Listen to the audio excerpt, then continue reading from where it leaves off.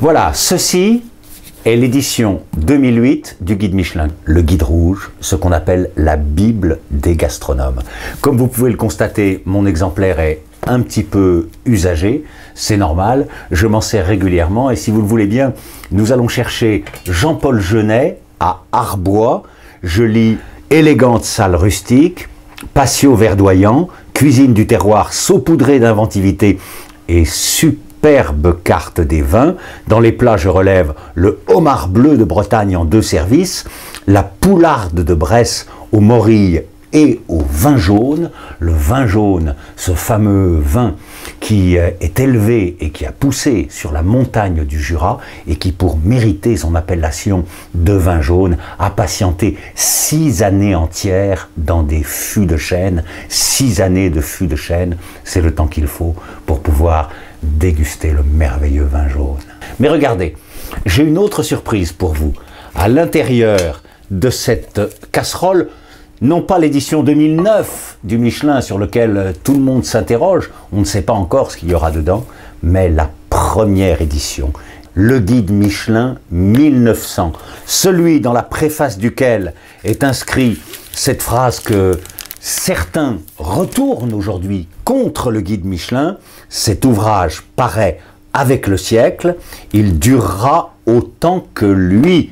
Or, ce XXe siècle, vous le savez comme moi, il est fini. Je vais vous montrer quelques autres exemplaires qui sont intéressants. Voici l'édition 1930. Vous voyez que la couverture est usée, elle est magnifique, c'est la 26e année où paraît le guide Michelin, car pendant la Première Guerre mondiale, celle de 1914 à 1918, le guide n'est pas paru.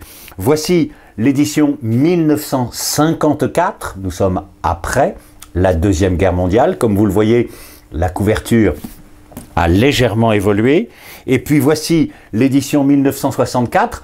Entre la 54 et la 64, vous voyez, il y a très peu de différence. 10 ans de grande stabilité pour cet ouvrage. À l'intérieur du 1966, la jolie petite carte ornée de 2 signets. Tout est expliqué, y compris les fameuses 3 étoiles Michelin. 3 étoiles, la table vaut le voyage. 2 étoiles, la table mérite un détour. Vous n'avez pas oublié que Michelin est avant tout un fabricant de pneumatiques. Il veut donc vous faire voyager de telle façon à ce que vous usiez un peu davantage vos pneumatiques. Je poursuis mon panorama et on s'aperçoit qu'en 1966, le Michelin a une nouvelle couverture, plus simple. Ce sera la même couverture jusqu'en 1994. Et puis, en 98, le guide se modernise. Vous voyez que le logo de Bibendum se met à prendre plus d'importance.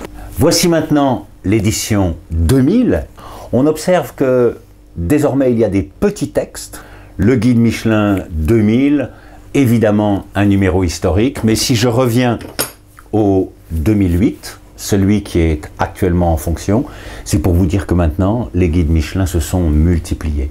Déjà, il en existe pour la Belgique, la Suisse, le Luxembourg, il en existe pour l'Allemagne, il en existe pour la Grande-Bretagne. Récemment, en 2008, un Michelin guide rouge de New York vient de paraître, et puis un de Tokyo, et il s'avère que le plus grand, la capitale qui compte le plus grand nombre de restaurants étoilés, c'est Tokyo au Japon. Bientôt, un guide Michelin paraîtra sûrement sur Beijing, peut-être sur Shanghai, peut-être aussi, pourquoi pas, un jour prochain, il y aura un guide rouge, un guide Michelin Chengdu.